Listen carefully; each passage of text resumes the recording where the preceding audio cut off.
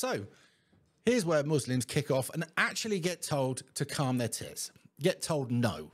And I do like this when it happens. And some people want to say, oh, you're Islamophobe and you hate Muslims. No, I don't. I just like Muslims to toe the line in the same way that we do and not ask for special privileges, because at the end of the day, we wouldn't get them in your fucking country, so why should you get them here? Yeah, it's all about being fair and equilibrium, but they don't seem to get that. What Islam does, very much in the same way that the IRA did, is when they don't get their own way, throw their toys out the pram. We'll come back to that in a second. Anyway, there's a school at the moment in London where it says here, a Muslim student lost legal challenge against a school previously dubbed Britain's strictest over its ban on prayer, or prayer rituals. The pupil, who cannot be named for legal reasons, took the action against Michaela Community School in Brent, North London, claiming that the policy uniquely affects her faith, with prayer one of its 5 pillars. The High Court heard in January how she alleged the school's stance is the kind of discrimination which makes religious minorities feel alienated from society. Fuck off, you whinging cunt. Right, defending the policy, the lawyer for the school argued it is justified and proportionate after it faced death and bomb threats linked to religious observance on site. During a 2-day hearing, the school head teacher, Catherine, whatever her last name is, and by the way, I'm going to make some real mistakes with the spelling, commonly referred to as Britain's strictest, said on X, it was defending an environment where children of all races and religions can thrive.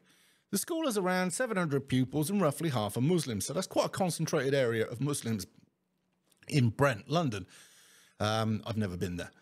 In a written judgment, Mr. Justice Linden said, it seems to me that this is a case where the claimant was at the very least impliedly accepted, I think that's what he said, when she enrolled at the school, that she would be subject to restrictions on her ability to manifest her religion. She knew that the school is secular, and her own evidence is that her mother wished her to go there because it was known to be strict. She herself says that long before the prayer ritual policy was introduced, she and her friends believed that prayer was not permitted at school. She therefore made it up for missed prayers after she got home. Interesting. That's quite strict, isn't it? You know what I mean? Anyway, the teacher, a former government social mobility czar, or whatever, introduced the policy in March 2023 after up to 30 students began praying in the schoolyard using their blazers to kneel on. That does take the piss attached, doesn't it? Lawyers for the school said students seeing praying outside contributed to a concerted campaign on social media over the school's approach to religion. The court heard that school was targeted with a bomb hoax, death threats, abuse, and false allegations of Islamophobia. Because let's be honest, when they don't get what they want, what's the first thing they pull out? Islamophobia. Do you know another religion that does that when it doesn't get what it wants? It pulls out a phobia. Revising the school's emergency ban would again expose it to an unacceptable risk of threats. They said, adding it avoided the logistical disruption and detriments to other schools. Anyway, basically, what was happened is the mother knew that the teacher wouldn't be able, the kid wouldn't be able to pray. The kid knew when it went there that it wasn't going to be allowed to.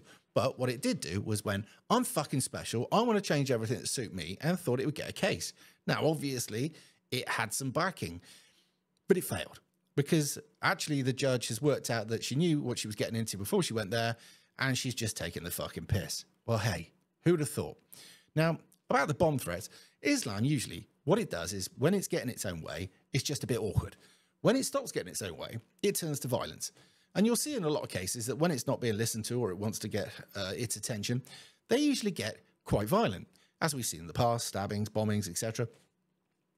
And it reminds me of back in the day when there was the peace process over in Northern Ireland, and all sides were coming together. And when basically the IRA, Jerry Adams, although he'll say he's not, Commander-in-Chief, back in the day, Sinn Féin, while they were there at the table and they weren't getting their own way, all of a sudden a bomb would go off in, say, for instance, Manchester or London to get the attention of the people that it was sort of working with, that if we don't get what we want and you don't concede to our demands, we're going to blow you up. And that seemed to be the case. I didn't see the loyalists going around doing that too much, but hey, Never mind. I mean, I'm not saying the loyalists were completely innocent, because obviously they were both bad on side. But yeah, they just remind me both, you know, of being quite spoiled and quite similar in that respect. Now, I went and took my, what they call it, my theory test today.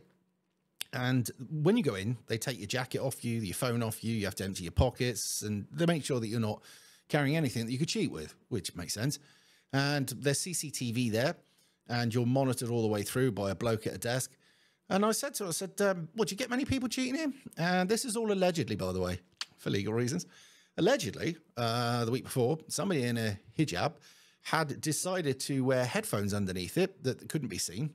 And even though they'd done their usual checks, obviously it got past, because you can't start patting the fucker's head down, can you? Because otherwise that gets called racist or whatever.